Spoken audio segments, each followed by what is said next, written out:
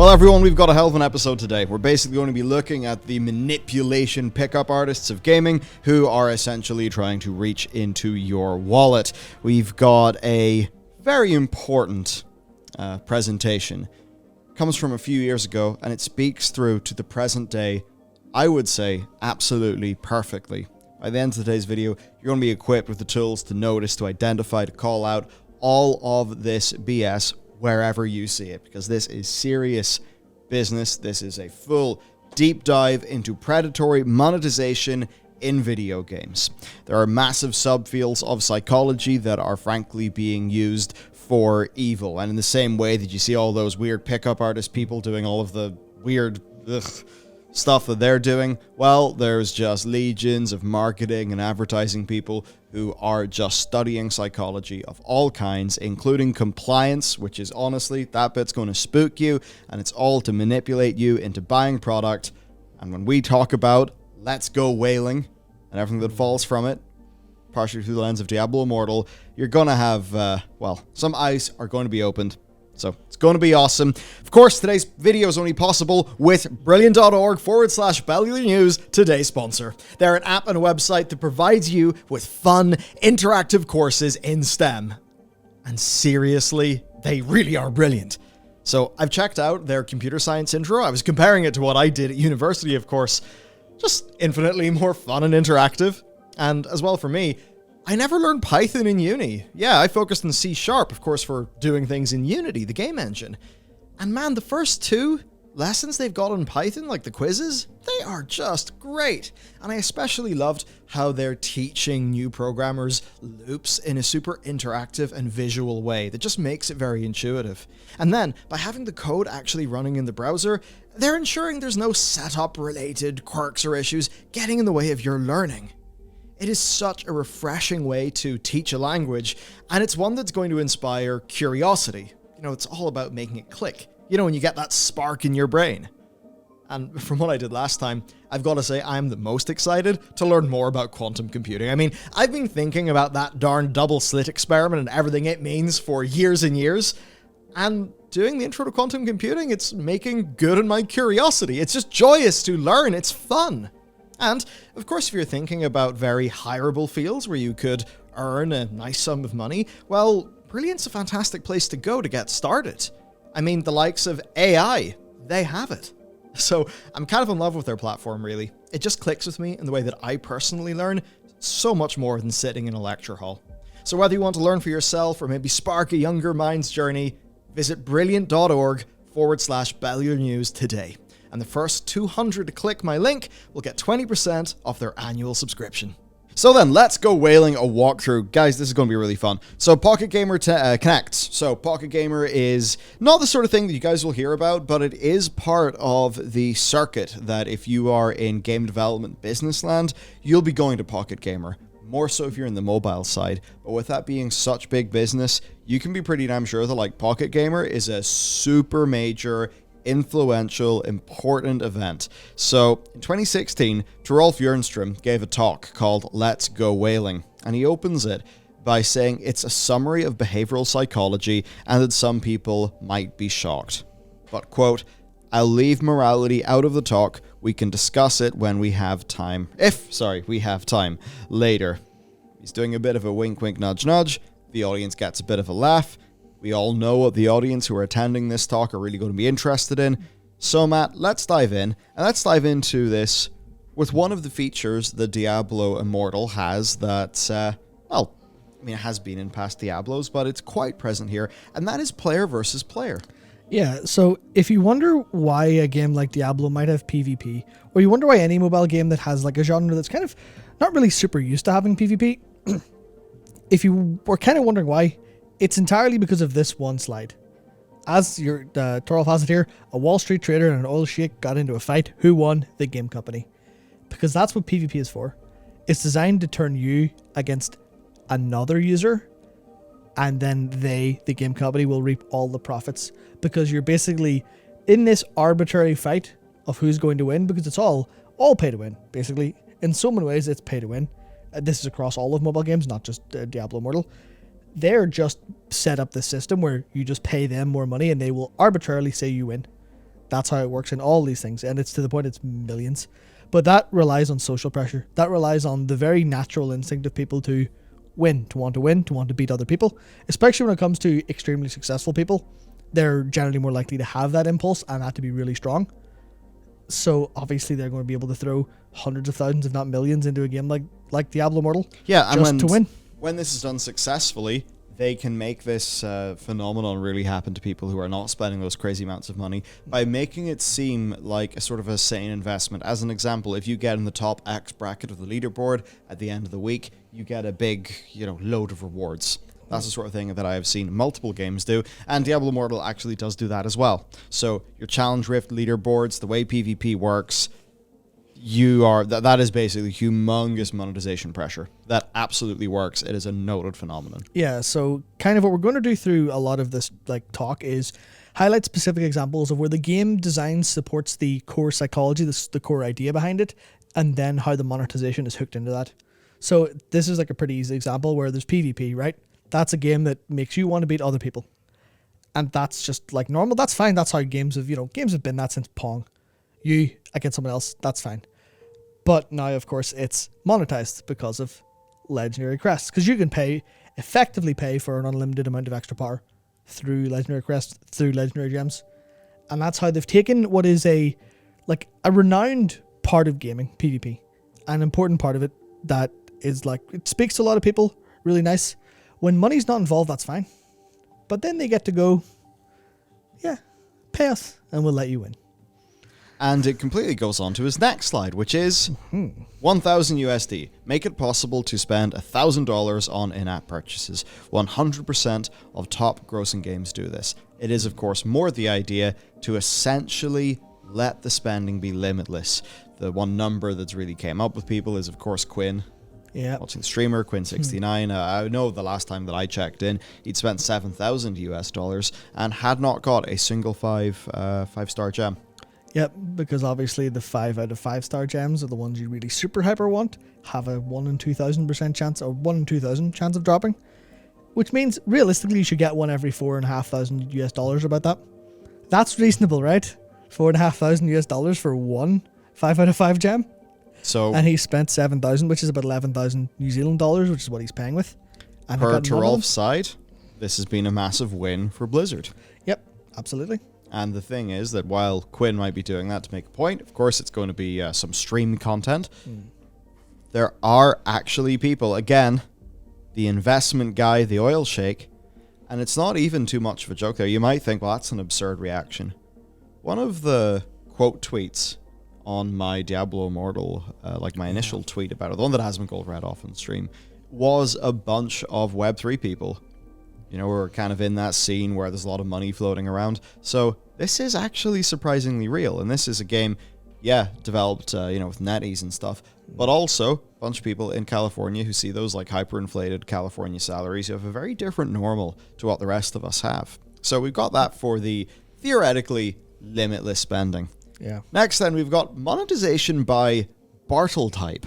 Yeah, so this is a very old thing in games. Not all about monetization, but there's this idea, and some of it's a little bit disputed now, and there are different types now. But there's a thing called Bartle type, where basically people played games for different reasons in different ways. They're attached to them for more reasons. There's achievers. Obviously, they like progress. They like to do things, accomplish things. There's socializers who like the kind of social elements of games. Obviously, MMO players will be big on that, generally speaking. Killers, who are people who want the competitive advantage. These also include people who are like griefers and stuff like that. So the kind of person in World of Warcraft who played a rogue because they could gank lobbies, that's a killer. Then you've got the explorers, who are people who like to do content and kind of want the novelty. That kind of player is a little bit more disputed, and is there's not as much evidence for it in the Bartle type as compared to the other three. But the point is, they've taken these three kinds of players, or the four of them went, we know how to monetize you. We're going to specifically make things that you want, which is kind of okay, but it's when you get into the monetization of it, that's where the problem comes. Because achievers is the convenience of progress.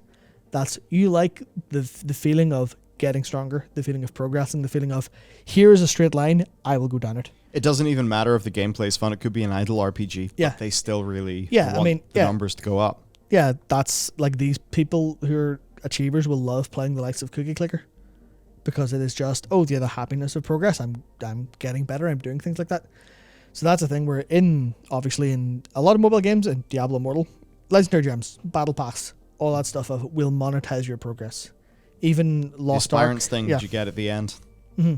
Yeah, even over in Lost Ark, it's like, there's number. How do I make number go up faster? You can pay to make number go up faster. That's monetizing by an achiever. For socializers, obviously buying cosmetics, stuff like that. But then also the social status stuff that's there with like the challenge riff leaderboards and stuff, where it's like, oh yeah, I want to feel better than other people. I want to be like, I want the title in, whatever I can identify myself to be as the number one, say, monk for this challenge riff difficulty. And then you can pay for legendary gems for that power.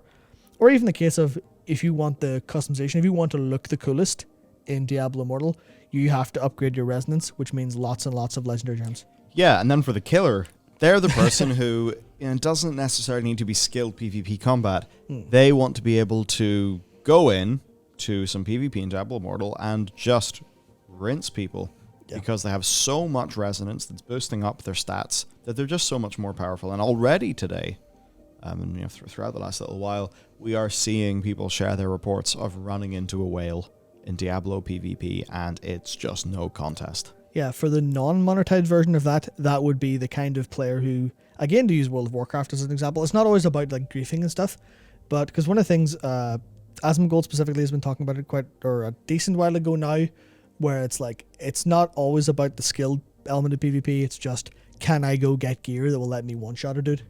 Yeah. And that's what was really enticing to, especially if you think back to like Wind Fury, two-hander shamans in Classic, and that was just, you get nice Wind Fury proc on a big two-hander, you'll just kill someone. Swifty one-shot macros. Exactly. That's the stuff that's like really for this kind of player. And instead of earning that in-game, you don't buy it. Yeah. And of course, as for the explorers, they're going to be more driven by content, and they are just not the type that the mobile game scene really is focusing on monetizing that much, because it's just so much more production intensive to actually monetize those people than with the above. Okay, so there's kind of like our different types. Next, though, we've got monetization by stage. And I think this is one of the things that Diablo Immortal is really big on, because if you thought that the bundles that I showed off in the previous video, if you thought that was like the end of it, they are so much more expensive over time. So we're going to get into this with monetization by stage.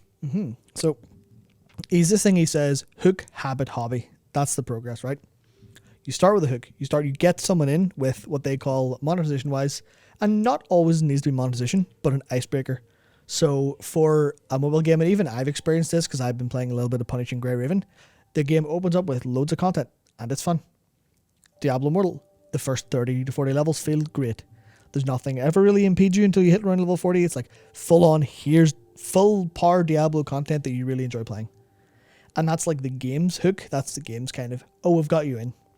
Then it progressed to the habit stage by going, oh yeah, here's your bounties. Do those every day. Oh yeah, come back and get your rare crest every day to get your first kill of the day for all that stuff. And all of that is just using psychology and science to learn how to build habits. There's a whole thing in tech and UI and UX called the hook model, which is kind of similar to this. And it's just got this whole, like, the whole thing is based on a hook, a variable reward, an investment, and a trigger, like a notification in a game. That has this beautiful chain of you're just now stuck in this loop. But the monetization part of the icebreaker is kind of important as well, because it doesn't matter how much you play their game if you don't give them any money. Yeah. So that's why there's free daily rewards. That's why there's the 99 cents intro bundles, because who's going to notice 99% missing or 99 cents missing? No one's going to really notice that, right? That's just, yeah. Sure, it's not the most value in game, but it's a purchase. And what Torolf says is that this is them emotionally committing to the game. They're not going, this is like, because from a rational actor perspective, you go, well, I'm just spending $1. That doesn't mean anything. But there's this thing called self-perception theory, which is basically a whole psychological thing is being explored of people kind of base who they are on what they've done. Not the other way around. They don't do things because of who they are.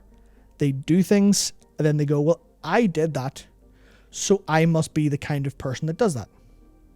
So what you do whenever you buy an intro bundle, whenever you claim a free daily reward on the store, you, in your head, this is kind of like a mostly subconscious experience. Some of it's conscious sometimes, but it is this subconscious theory of you now think of yourself as someone who is willing to spend in their game.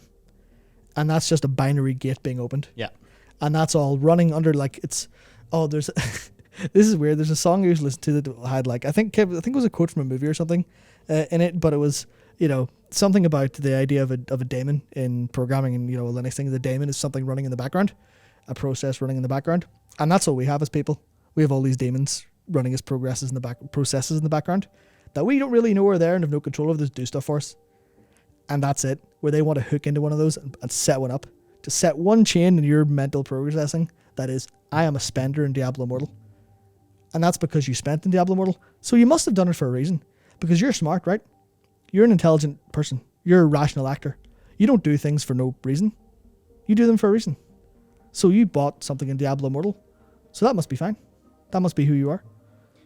And once that's happened, yeah, and you know their foot is in the door, yeah, you're going to have all of your, you know, your dailies, your weeklies, your boon of plenty daily logins, your first kill of the day, your battle pass progression, new bundles appearing whenever you finish a dungeon, right? The rare crests that take you into a rift that primarily serve to educate you the value of a legendary crest. And then, of course, like, you know, you hit max level, you unlock, say, Hell 1, then you actually get the Hell 1 bundle for each of those dungeons, just that now they cost like €50. 50. That's the price of a full video game, everyone. And that is just one of the bundles that Immortal is going to offer you when you're doing a dungeon at Hell 1. What started off being 89p, 199 is now like, you know, 45 quid. So, no wonder the game feels pretty good in the first 30 levels when you then finally understand where it's actually going. Yep, and then you've built up a habit over time because it's and that's the thing where it's not just really good for a little while. It's good for long enough that you get this habit built, and then it's your identity. Your identity becomes, because of self-perception theory and a couple other things, you're someone who plays Diablo Immortal. That's what you do when you wake up, maybe on your lunch break, maybe when you get home from work, maybe just before bed, but you're a Diablo Immortal player now. So it's fine for you to do everything you do. And that's all just deeply built into how you start to think by design with all these principles, all these psychological principles. And obviously the monetization's there to support that, because that's one of the things. Going back to the slide, it's like the hook, habit, hobby. There's icebreaker, progress, and consumable. The way he frames it is in, I think it's Clash of Clans he uses as an example, where you get them a nice little introductory bundle to get the ball rolling. Then you get the habit of them building, and you maybe charge them for building buildings faster, building towns faster, stuff like that. But then when it comes to the consumable, that's where you want the infinite. Yeah. You don't want the, move along this track to the end. Like in a battle pass term, that would be the fact that at the end of a battle pass in Diablo Immortal, you get XP every time you get so many points. So it is effectively infinite. And that's what they do with the consumable side of it. And legendary crests are consumable because you can constantly, infinitely be in that hole of, I'll get more. There's no end. And that is why they have designed the gems in such a way that we do have these completely insane theoretical numbers whenever people try to calculate it. Mm-hmm. Gacha is pretty close to gotcha. Yeah. Some fun. Our next slide from Tirolf. So gacha, short for gachapon. The gacha coming from the turning the machine's crank and the pawn of the toy dropping down. Of course, gacha games, we know them pretty damn well. What they were originating from is, of course, the machines, right? So there was like little random collectibles, probability based, and the ratio of different things that are actually put into the machine. Lots of spending. You can't get directly what you want. It is something that is 100% here as it applies to games. That's basically your very basic Skinner box, right?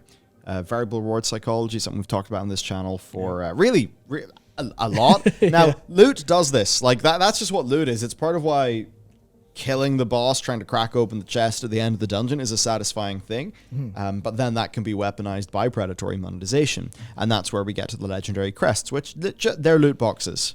They're loot boxes that you play, but they are loot boxes functionally. Yeah. Almost certainly. But it's that idea of just, it's literally designed, obviously the variable reward psychology is a part of it. We'll get a little bit more into that later. But fundamentally, it's this idea of just, They could give you a straight line of, hey, here you can go and target your gem, get it, done, go get the next. But it's more profitable for them, and you do kind of enjoy it a little bit more in terms of the basic psychology if it takes you longer and you don't get what you need every time. And it's just, that's what they know that. They're like, yeah, you could progress, or you could just make it take 5 times as long, cost you 5 times as much money, and you'll do it. And some of that is what made Diablo actually catch on in the first place. Yep. And that's why it's this genre that is so uniquely they're just so uniquely able to just ravage this with monetization, because it's so much of this is so core to what actually makes the ARPG tick anyway. Yeah, because fundamentally this is going to sound like the game genre itself is bad. It's kind of not. I'm not trying to say this, but it is effectively, you're a rat in a box pressing a button. Sometimes you get food for pressing the button, but you just press the button all day long because sometimes it gives you food. Just replace pressing the button with playing a fun video game and the food being loot. So next, Rolf takes us to Candy Crush Saga versus Mobile Strike. Basically, are you more like a King game, where you maybe have a lower average spend but a humongous volume of players, or is it a more hardcore game with a limited audience that's going to have a huge spend? And that's where Diablo Immortal's funny, because it's kind of both, just because Diablo is such a big name and because the game is so immediately accessible. So you've got a lot of high-value stuff for the modest spenders, the people who are going to keep up the Boon of Plenty, and the Battle Pass maybe get some of the lesser bundles. But then, of course, all of that serves to give you that nice fast progress that then means that if you are the sort of person who can just afford to drop $1,000 into Legendary Crest somehow, just do that. Yeah. So it's able to actually achieve both. And I think that's why Diablo Immortal is being, in a way, viewed as such an important product from Blizzard's perspective. Yeah, maybe from the Activision Blizzard perspective, because it's able to do both so well. Yeah, it is perfect for it. It's that, I don't know, I'm sure, I'd love to see stats on this, but I know I, as a Diablo player in the past, have played until the content's dried up, and then I'm like, okay, well, I'm not interested in the seasonal loops, that's fine. But I also know quite a few people who love coming back every season, playing the shit out of it, and really grinding the game. So it's that game that's perfect for both, because it has both. And that is almost like a unicorn in the mobile market, to be able to have massive amount of players, modest spend, but also narrow amount of players, tons of spend. And now, Matt, it's time for the hot state. Yeah, this is a fun one. You've got a book to crack open for us. Yeah, so this is there's a book called, and this is what Torolf himself actually gets this from, but it's called Thinking Fast and Slow by an experienced psychologist who basically helped invent behavioral economics as we know it today. His name's Daniel Kahneman. I haven't read it, but I've seen summary and stuff. It's honestly a very interesting book. But it talks about how we have 2 modes of thinking, and this is where some of this will feel obvious, but a lot of it is also kind of this book kind of pushed forward the science on it, based on Kahneman's research. But you think fast sometimes, and you think slow. Yes. If I say, this is literally the example Torolf uses, but if I say bread and you respond butter, you know that. You didn't have to think. It was there. It was just immediately there. But if you say, was it 17 times 24? You can answer that, but it'll take you time. Yeah. You have to engage the analytical thought process as opposed to the instinctive, emotional, reactive thought process. And a good game and a good monetary loop never lets you analyze, because that's where you'll make good decisions. That's where you go, oh, is this worth it? They don't want you to think that. They want you to go, oh, buy. Oh, buy. And that's why you'll have things like, I can't remember which game it is. It's one of the Candy Crush games, or maybe it's one of the Zynga games that has a timer when you fail a game. Yeah. That is just a timer of, you can finish this level with an extra life. You've got 30 seconds to decide. And that's to stop you from going, I'll go write a research paper on whether or not this is worth it. It just makes you go, oh shit, give me, it's only 50p, whatever, fine, give me another life. I don't want to lose the emotional state of this. And I think Diablo's actually kind of bad at this in a way. Because because this is where the Diablo Immortal is a Diablo game actually wins over what they would want it to be. And it's a case where, if this kind of succeeds in the sense of having the rift loop, but there's no timers anywhere, and it does take a little bit of while to get places, but it does kind of work in the loop sense of, you get stuck in the loop of doing an Elder Rift, you do an Elder Rift, oh, amount of crests, get more button. That's kind of where they've tried to implement this.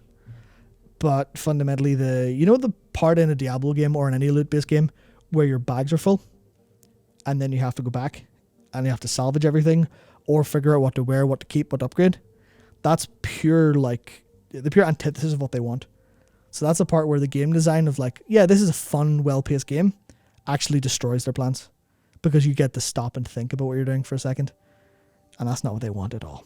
But then you look at the monetization and how they've actually managed to have all of the... I don't know if you've maybe noticed this if you played the game or watched the UI. Everything has like a buy more button. That's like 2 clicks away from the shop. It's monstrous. It's everywhere. Yeah, it is literally every time you need a resource, there is a button that's just get more. Sometimes it's buy more. I think sometimes it's get more. Most of the time it's get more. And then it's like, oh, here's your options to get more. Go do a task. Go do a task. Come back tomorrow for a daily or buy from the store. Yeah. Even, you know, the likes of, say, the Battle Pass. Yeah. Battle Pass, especially as you're at the later levels, like where I am right now, the Battle Pass is where you get a significant amount of XP. Like, tons. Seriously, a humongous amount of XP. Now, if you're just filling up the Battle Pass, but you're only in the free Battle Pass, you haven't actually got the premium tier of it, yeah, you'll be getting all that XP. But in the little premium track, you'll just see all the things you've missed out. And because the pacing of the leveling system humongously emphasizes the Battle Pass in the later levels, that in a way is actually also acting as a squeeze towards getting people to purchase that Battle Pass. For some else of the slides from Torolf, we've got loss aversion. Very obvious, right? We know that's extremely strong. Offers and scarcity. So Blizzard does have a lot of these bundles that are advertised as being a limited, one-time purchase you can only get it once, obviously trying to make you then perceive it as being higher value. And of course, subscription stuff. The game effectively is a subscription. Diablo Immortal effectively wants you to have the Battle Pass and the Boon of Plenty and the Path of the whatever. Prodigy's Path, yeah, just at all times. Yeah, it's this thing of just because loss aversion is basically we like things we have more than we like things we don't have. When it comes to, if you want someone to wager for 20 of their dollars, you can't say, you bet your 20 against my 20 because they like their 20 more than your 20. Mostly, obviously some people are different. So for the average person, you need to say, oh, well, you put your $20 up and I'll give you 30. And that's where they're more likely to actually go, okay, yeah, that makes sense. Or 40 or 50 or whatever.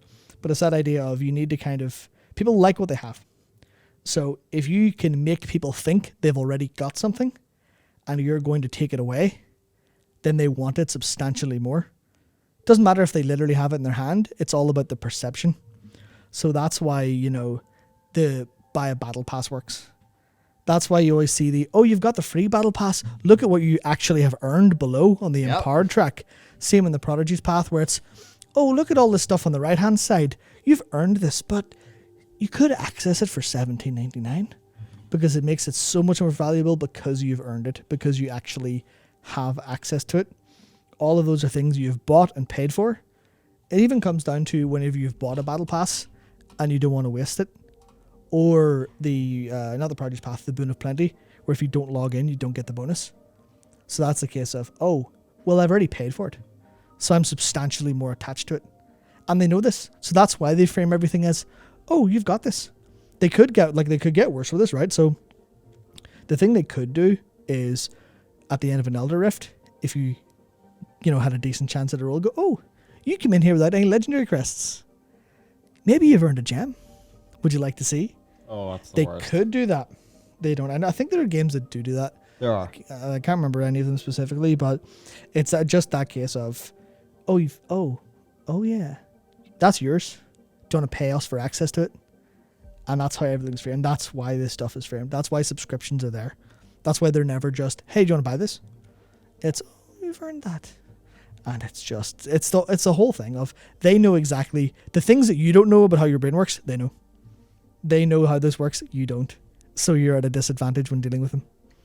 Now, of course, we've got the IKEA effect.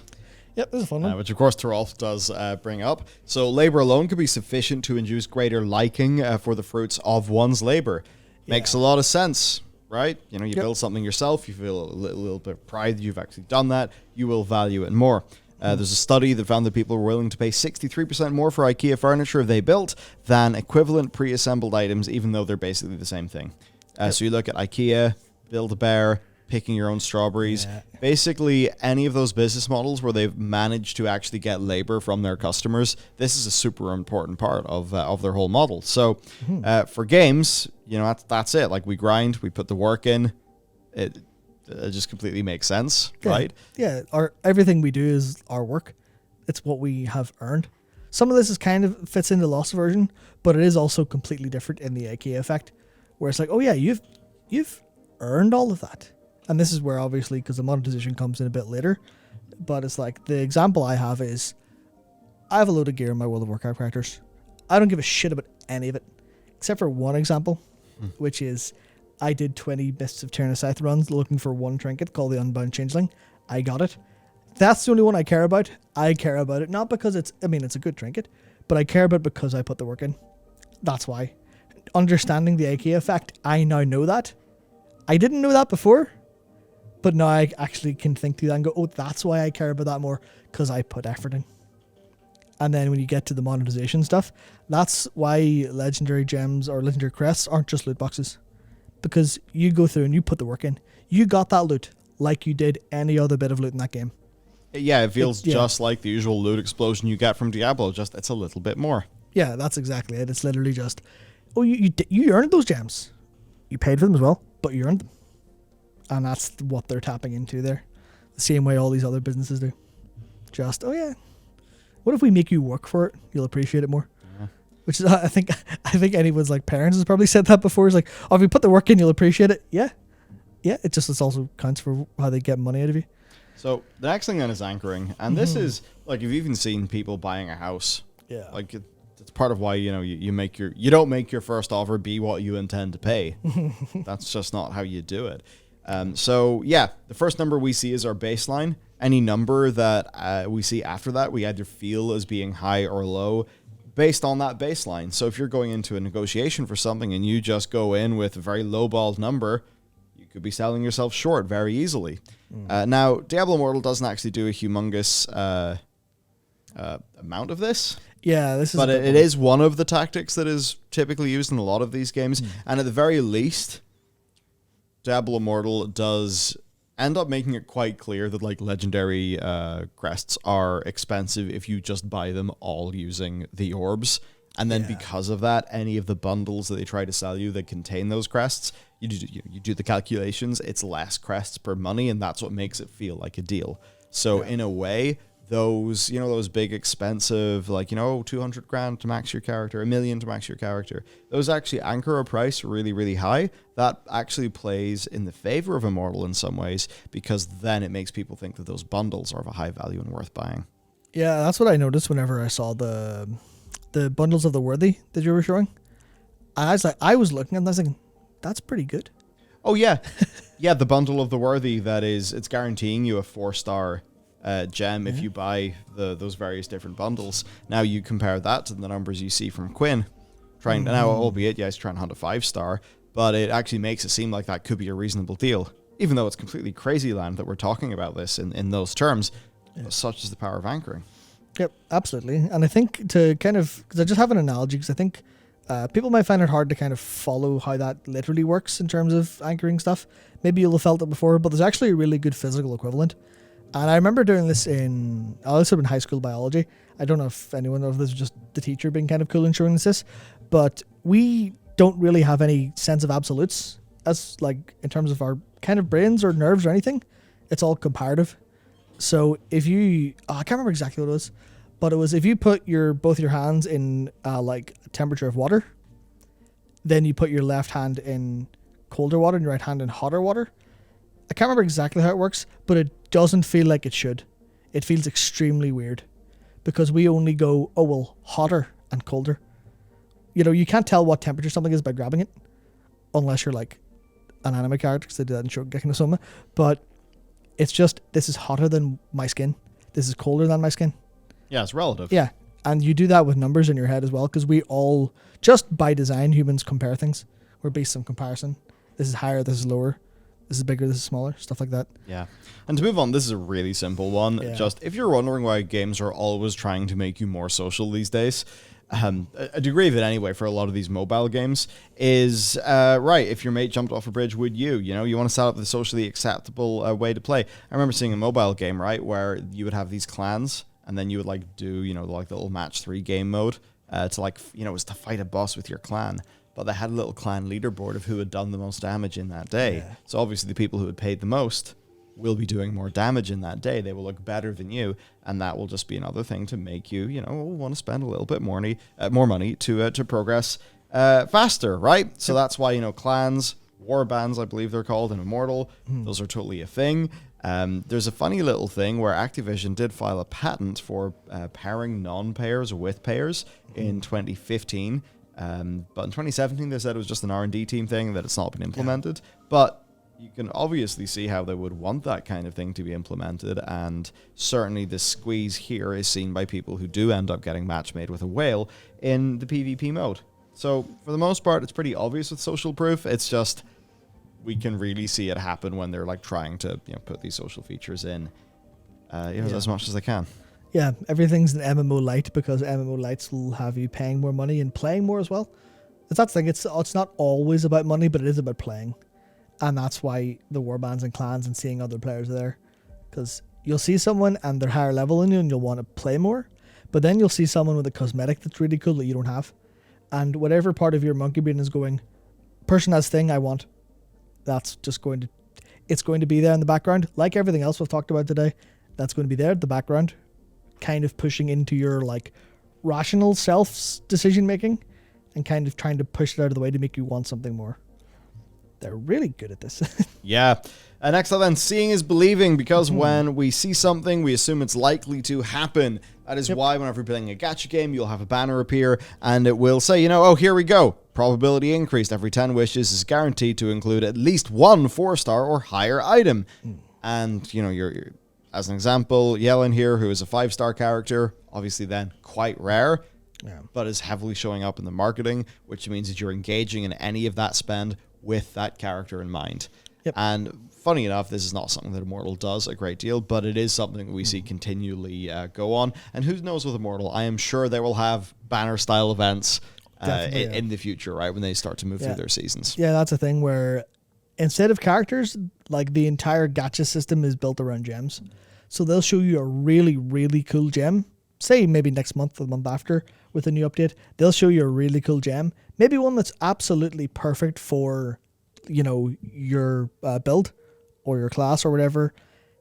And literally just because you see that, the part of your subconscious will just assume that's more likely to happen, even though it is that whatever percent chance, like 10% chance. Yeah, you see the proof in real life. I mean, the slide that he uses here in this to show it off is the 12 die in airplane crash. I'll never fly again. And people really are like that. People are really surprised when you tell them that being in a car is substantially more dangerous than flying. Yeah. People are like, that doesn't make any... Maybe it does make sense, but their initial emotional reaction is, no, but you hear about airplane crashes all the time.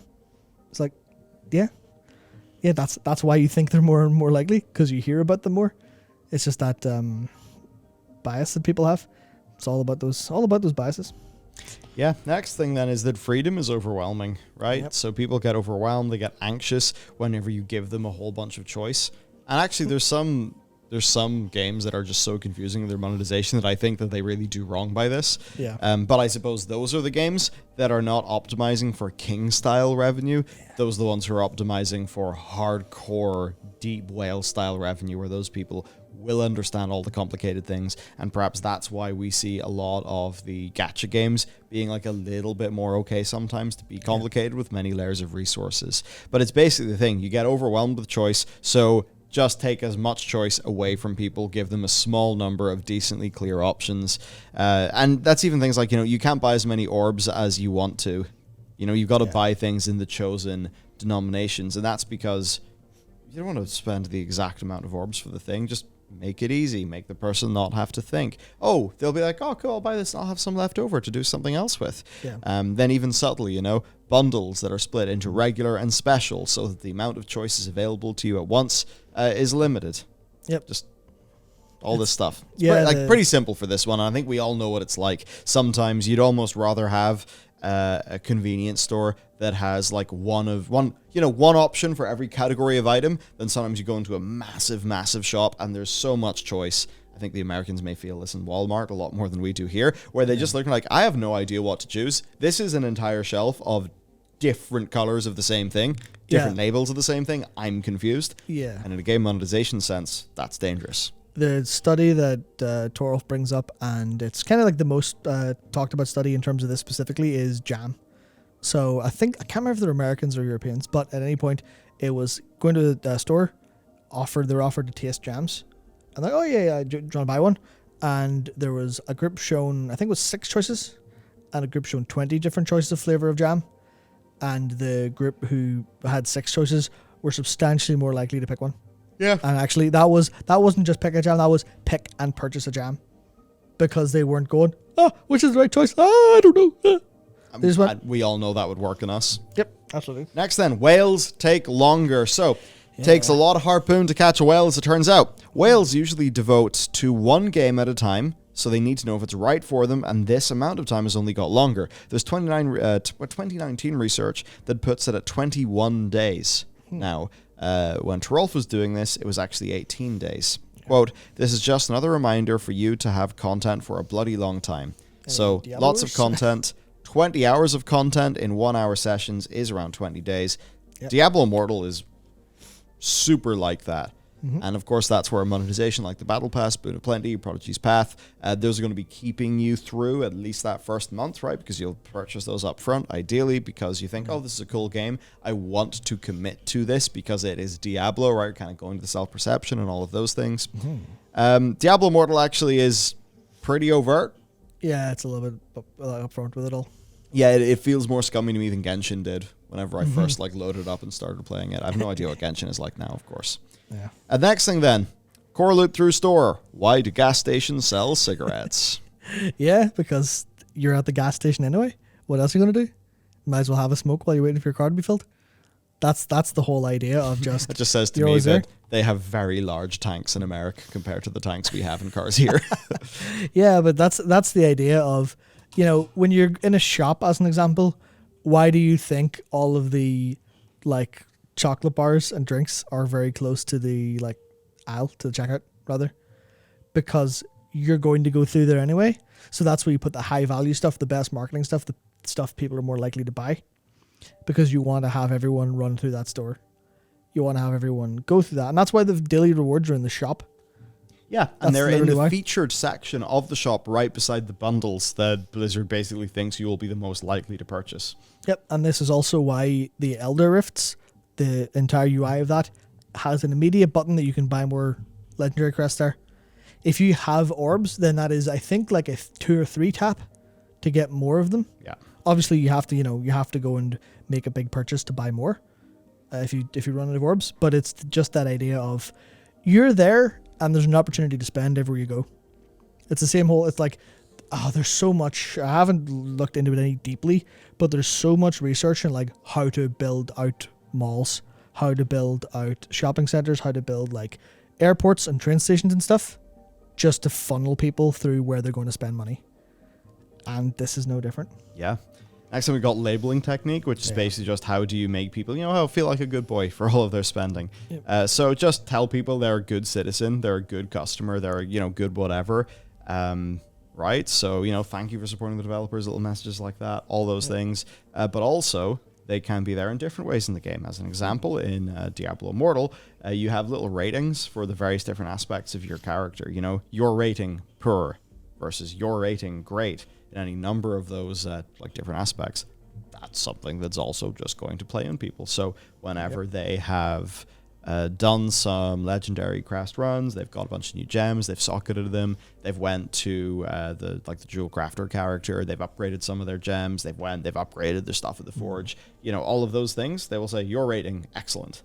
And you will feel good, because then you will feel like, oh, cool, I'm playing a Diablo game, and they've actually told me that my character is really well optimized right now. I feel happy about that. I'm playing the game correctly. Yeah. And then you get all of those subconscious little links to, oh, well, I guess this is the way to play the game properly. And then you do. As opposed to your rating poor, which to me, I think it's like nagging people. Like, you're shit at this game, spend money. File. And then, of course, we've just got it rationally makes sense. Because in a world where all of those things are so expensive, whenever you see 800% value, 570% value, all of that stuff, it's just a good idea. Yeah. And especially that ties into the anchoring that we talked about earlier. Yeah, and interestingly enough, Torolf actually said you don't even need to give them a good reason. You just need to give them a reason, because we are humans. We are constantly looking to rationalize our own decisions. We constantly want to figure out why we do things and why doing things was okay. And that's the case. If the game says, yeah, this is cool, only cool people do this, then obviously you look at that analytically, you're like, that doesn't mean anything. What the hell? But somewhere deep in your brain, like, I'll keep that in the chamber for when I want to feel good about buying something. Yeah, and then on that topic, well, you want to know that progression is tied into this. So for games of progression, 4 ways. We've got progress via skill, via luck, via grind, via pay. Now, what's great here is skill can make you feel good about the actions you're taking in the game. Luck makes you feel like you get a fantastic deal. Grind educates you on what is at stake in terms of your own time, and pay shows you how good it could be. You tie all these things together, and you have highly effective game monetization. So for Diablo Immortal, right, on skill, you've of course got the Elder Rifts. Now, those require 0 skill, I think very obviously, because they're basically loot boxes. You don't want people to fail them. But you are actively playing through them, so you're even getting a little bit of your IKEA effect there. Now, the power you're getting those Elder Rifts is going to be important for the challenge rifts, which is kind of educating you then on the skill side. And then, of course, PvP. It's like, yeah, you're super powerful, but you still hit those buttons, you still kill those people. But he says, make sure your games aren't too skill-based. I made that mistake myself. A too skill-based game, you don't get people to pay because there's no reason to. And I think, Matt, this is where there's a game called Archero. And what I really noticed with Archero is it feels like it's a skill-based game at the start when everything's slow and you don't have all of the different power-ups and all the crazy gear and stuff. But later on in the game, it actually just turns into a numbers game. You basically don't have to move your character or do... I mean, you got to move your character a little bit, but, like, the skill bit just gets, like, weaker and weaker and weaker, and it turns just into how much are the numbers stacking up, and that is ideally what these games absolutely love. So whenever you see some of the payers and how they end up playing Diablo Immortal, you see just how insanely powerful they are.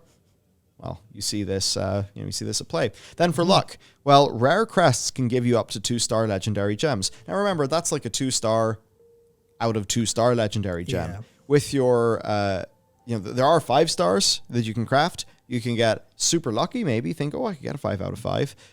But the way that luck, I mean, Diablo Immortal is actually one of the worst that I've seen for this. Yeah. I mean, as Quinn has been pointing out with his stream content. Grind, of course, you can sort of grind, but only to a cap. People have very much realized this in terms of your ability to actually accrue gem power, which is used in the upgrading of legendary gems in Immortal. It is, I mean, you're talking not even months, you're talking years. Yeah, it's brutal. Right? So the insane stuff. And then as for pay, that obviously is just every single run you do, if you put 10 legendary crests, because it turns out the main UI is for 3, but I think at max level, or maybe if you're using legendary crests you purchased, I'm not sure, but you're able to actually put 10 in. Yeah, it's basically if you put 3 in, it goes, you can fire some more in. So it's just 10. People are able to do like $25 runs. And of course, I've done a 2 or 3 legendary crest run at the very start of the game when it gave them to me to educate me on what that feels like, and now that it's obviously super stingy. Yeah, it feels good. Also, I mean, yeah, that kind of anchors you as well. Actually, now that I think about it, that's anchoring you in what the experience is. Yeah. And then you compare every experience after that's worse. What's the difference? Legendary crests, money. Pay money to feel good. That's it. So all of these things are just the things that go on in our brain. Yeah. And there's times where they could be used for good. Take Duolingo. Now, Duolingo, obviously, as a part of its monetization strategy, is using loads of these tactics. Yeah. But for a lot of people, they almost want to be cognitively hoodwinked into learning a language because why are they on Duolingo in the first place? They found it really hard to just learn through a textbook or flashcards or whatever. So that's an interesting thing, like Duolingo, the way that they've monetized their streak and all of that. Another way that this could be used is just Diablo without the monetization, because this is a lot of the stuff that makes people play Diablo and keep on playing. The same goes for Warframe and so many of the ARPG genre. Yeah, it's like I would refrain from calling that immediately good because it is like asking for time and kind of psychologically praying for time. So I think that's a little bit like more neutral, but that's not necessarily bad. As long as it's like roughly strong enough for people. Yeah, I'm playing a video game. I know what I'm in for. I know the genre. I can, I'm not being hoodwinked to pay any money. I'm just playing the game. I think that's kind of okay. You do get a little bit like maybe there's a little bit of concern if it's like being too strong psychologically to get you to continue playing. But it's like, yeah, that's what video games have always been about. This from the very first day they've been made. They've always had these things. Some of them by accident, of course. I don't think anyone was making Diablo and, read a behavioral psychology book. I feel like the impact of psychology on video games, literally speaking, has kind of been more new with the mobile game stuff. Yes. Because I know Zynga were basically one of the first people to hire a behavioral psychologist to actually influence their game design stuff. So that's like, I think video games were pretty okay with that, to be honest. And then, of course, when we go to evil, we've got just advertising, right? All the different ways that they will try to get you to buy shit. It's just funny, you're watching all these hot, slender people ordering their Domino's pizza. You see on TV, and it's like, well, okay, that's maybe not how that always is. Low fat, which just typically means high sugar. So I guess rip your blood, rip your liver, etc. We see all these things all the time. And we're going to kind of do a little final victory lap for this video, which is to take everyone through cognitive biases, just so you can understand them all. So specifically, a lot of the research into cognitive biases and their popularity came from the book I was talking about earlier, Thinking Fast and Slow. Daniel Kahneman was involved in a lot of this, and these Torolf didn't talk about specifically, but if he's reading that book and he's telling everyone in that audience of mobile game developers and designers to read that book, they will know about this. It's like, I saw a comment on the video of the overall talk saying, this is like the black book. This is the grimoire of evil spells that they use. Yeah. And this is kind of the idea, where there's a whole thing I could talk about with how there's, I can't remember the name now, it was like the Stanford Behavioral Lab. And around the late 90s, they had this whole transformation of going, we have to sit down and think about the ethics of what we're doing here, because we have done behavioral research and we see it being used wrong.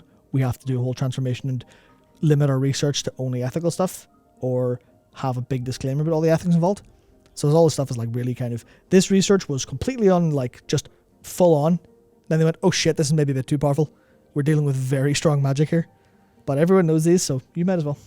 Yeah, so the sunk cost fallacy, I'm already level 55, may as well hit 60, or everyone's felt it. I've already ground this much through the free battle pass, may as well buy the premium one to get all the things, etc.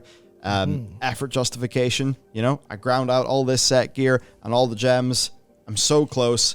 It's fine. Yeah. I'll just buy the 50 quid. I'll just buy it and I'll be done. I've already got what I wanted out of this game, know? Yeah, and those two, sunk cost and effort justification, might sound similar. They're different. But that's where you get this combined effect of this idea of, oh, you might as well finish what you've done, is both sunk cost and effort, and that's why it's so strong. Yeah. Survivorship bias. Yep. Of course, everyone who continues to play the game after having a good experience, that creates an echo chamber and a bias that ignores everyone who left the game after a bad experience. So think about the Diablo Immortal player base in 3 months. They will be the people who did not leave after finding out everything that we have talked about. What will the set of norms in that community be? Will people, it's like, oh, you're not using crests, we don't want you in our group. Yep. Right? The fear of missing out, very obvious, Battle Pass is about to expire. I may as well get some tier skips so that I can get towards the final reward at the end. That's one example. Another one is like, oh, if I don't log in, I'll lose my Boon of Plenty rewards for today. Got the Gambler's Fallacy. I've opened lots of these. Now I'm sure to get it. Yep. The idea where people really struggle to understand that, you have a 1 in 100 event. So you can reasonably expect to have that event occur within 100 runs. Yeah. But they struggle to understand that each one of those probabilities is completely independent. Yeah. Meaning they almost think, oh, I'm kind of owed it now. Yeah, and that ain't how it works. Like, you're farming Invincible in World of Warcraft. You have every chance the first day you do it to the last day you do it. Yeah, and that's a thing that because I think people will kind of not really understand this, or they'll rationally understand it, but not emotionally understand it. And I think there's a way to explain it, to use the evolutionary idea of, so imagine you're hungry and you go out to hunt and you fail that day because there's nothing in your hunting area. If you were able to emotionally understand, I have the same chance tomorrow, that would induce a lot of despair. But if you had this idea in your head that came from somewhere, which is, well, I didn't get it today, so I must have a better chance tomorrow. Obviously, that's not true in any capacity, but it would sure make you hunting the next day. Yeah, there's and keep, parts and of keep you alive. meaning making that do that. Yep. That kind of push you through, where you could be a bit defeatist about something. The optimistic bias is pretty simple. I'll get it this time. Yeah, people are weirdly optimistic around probability. Like all average. the little people make funny noises before they click in the Hearthstone pack. All those things that happen. Like that is an expression of that. And then restraint bias. Mm-hmm. I can play this game and I won't get tempted to pay anything. Yeah, this also leans into something called the illusion of control, which is people think they're rational actors. People think they control. They're in full control themselves. But how many times do you do something you don't want to do, but in hindsight, or you want to do but you don't want to do? It's every time someone wakes up a bit late or goes to bed a bit late, and it's just, yeah, you're not in control of yourself. There is all of these background processes that exert control over your rational thinking, and you're not super aware of it because most people think they're like, because of how consciousness works, you're you, yeah. Right? You're you. You think that's you. I think therefore I am kind of stuff is all very kind of part of it, but you don't actually have anywhere near as much restraint or control as you think you do, and that's basically true for every human. Yeah, you live a surprising amount of your life in the rearview mirror of like the instant that just happened. Yeah. Which is like really freaky to think about, but it kind of is like pretty true. Yep. To leave with the final tease, really what gets us is the thinly veiled gambling. Yeah. And suffice to say, we've been looking at what some streamers have been doing, some YouTubers have been doing, what Drake's been doing. Yep. Drake, Jesus. People want the next hit, right? These days, totally a thing. World's very engaging. Why are we finding that some gambling aspects in games are catching on? Why do we find that a lot of literal gambling is catching on? Well, we're actually going to jump into that pretty damn soon. We have another big kind of blockbuster style report into the situation. It is a whole load of bull. Yep. And all of the things that these casinos do, everything that all the online gambling does, everything we've said, they know it as well. That's the thing. It's a case of people who want your money understand what makes you spend money more than you do. And I hope today was at least a little bit informative. There's so much more. This was just what they knew enough to talk about in public in 2016. So there's a hell of a lot more, but we've been here for like an hour or so. Yeah, like look, in the same way that, say, you think about what a physicist knows about a part of their field. Yeah. That like they've spent their whole life trying to know more about and how deeply they understand it. And the best you can get is like the most simple layman's version. Well, in the same way that there's been those physicists studying the equations in and around black holes and they just understand a hell of a lot. Also, hopefully understand what they don't know, which is what makes that whole field so exciting. But there's people with that similar level of skill and competence and understanding when it comes to this and trying to use all of these things against you, against your wallet. And they are not people who are interested in delivering you a fair value. They are people who are interested in taking from you. Essentially the situation. So that's it for today's video. Listen, brilliant.org/BellyNews. Brilliant's awesome. I've actually been enjoying them a lot. Fun way to learn. And I feel like the more we're all just switched on in the old noggin, then the more just everything is better and more rich, and maybe we don't fall prey to things like this. But also, more importantly and more aspirationally, we learn some new skills, gain a deeper understanding of the world, and all the great things that come to that. So check out Brilliant. A big thank you to them for sponsoring us today. With that said, we'll catch you next time. It'll be a fun one.